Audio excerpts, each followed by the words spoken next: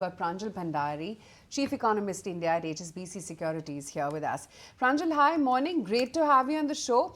Pranjul, are you also anticipating a ease off in the CPI? Because one has seen that, everything from pulses to vegetables, meat prices, they've all seen a bit of a decline. Yes, I think so. We're also expecting inflation to actually be at target, which is 4% after a very long wait, lower than 4.3% in the last month. I think what we've seen is food inflation really coming off. Over the last few months, vegetable prices have been coming off. Some pulses prices have been coming off. Eggs, meat, fish, that category has also come off a little bit. So I think all of that will really help achieve this 4% target number. But having said that, with food, you never really know what's going to come next. So for the rest of at least for the rest of the March and for April, we're going to keep our fingers crossed that temperatures don't become very high, because March temperatures are very important for the wheat crop. So we're going to keep our eyes on wheat and sugar for the next few months. But for now, we're going to celebrate the fact that a lot of other food prices have actually come off and we're at target inflation. Now, we use inflation as a benchmark to understand what RBI would do. Is it too early to assume that inflation goes down, rate goes down? I mean, is that as simple as I'm trying to make it sound, or it'll be very complex more than that? Oh, look, you can make it as complex as you want, but I think it's simple in a way that we are an inflation targeting central bank. Inflation was not at target for the longest. It's finally got to the target. Growth is a bit weak, and therefore the RBI is doing a lot of easing. I think the RBI has already started, and it's basically punching on all fronts. It's giving you a lot of liquidity. It's turning a lot of the temporary liquidity into slightly more long-lasting permanent liquidity. It gave you a February rate cut. We're expecting another April rate cut coming up soon. It's done a bit of regulatory easing, taking off some of the lending bans to NBFCs and microcredit firms. And finally, it's also letting the rupee be a lot more flexible, which my sense is great for export competitiveness. So I think across these four fronts, the RBI is easing.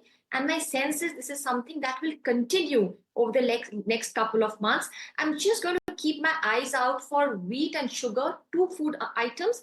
Barring that, I feel comfortable saying that monetary policy easing is going to be one of the big drivers of growth in 2025. All right.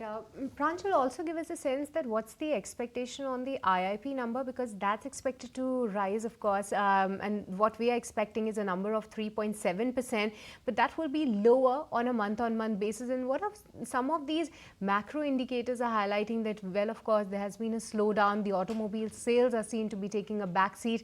Give us some sense there. How do you see the number panning out? Yeah, I think, in a sort of month-on-month, seasonally adjusted way, like how economists like to look at it, I think the IIP number will be slightly better than the previous month. We've also seen that in the PMI index, which comes as soon as the month is over, that there was some improvement in the month of January, for which we are going to get the IIP. I think the big driver in January is actually export orders. Globally, we are seeing that because of all the Trump tariff threats, many countries, many companies are quickly buying up things and restocking their inventories.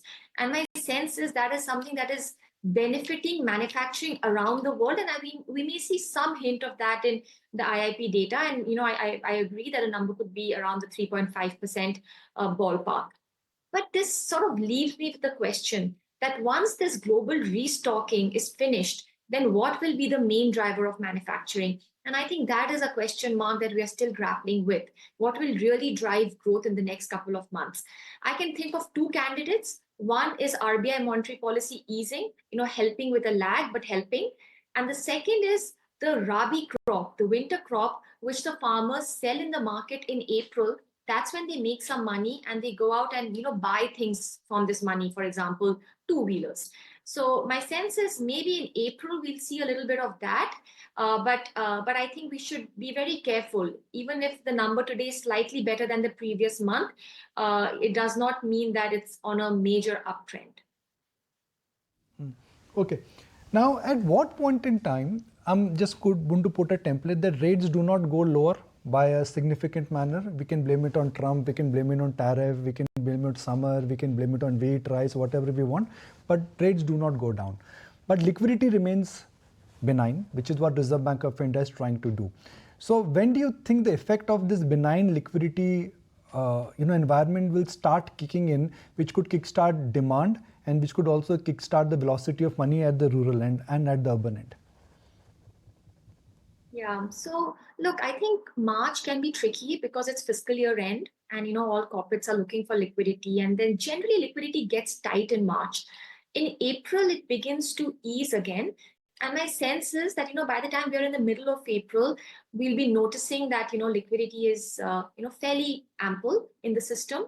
Then around May, the RBI also gives its dividend to the government. And when the government starts spending that money, then liquidity rises even more.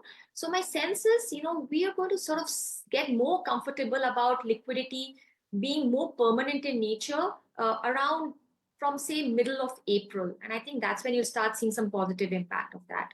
In terms of your question on rates, to be honest, I do think that we could have a slightly deeper rate cutting cycle than what we have been thinking all this time. As in, they cut rates in February, we're expecting a rate cut in April. Maybe they take a break for one or two meetings after that, but it's quite possible that they cut again towards the end of 2025. In fact, our house view is for Fed rate cuts, sort of in the second half of the year. So around that time, if the Fed is cutting, many emerging markets are cutting, India may cut once again. But a lot of it depends on how the summer will pan out for us. How will the food prices be? But if all things go well, we could actually see an overall easing of say up to 100 basis points in this cycle. All right, Pranjul, with this, we'll let you go on that. Thank you so much for taking the time out and speaking with us and also giving us a sense what could be in store when it comes to this. If you like this video, then like, share and subscribe to ET Now.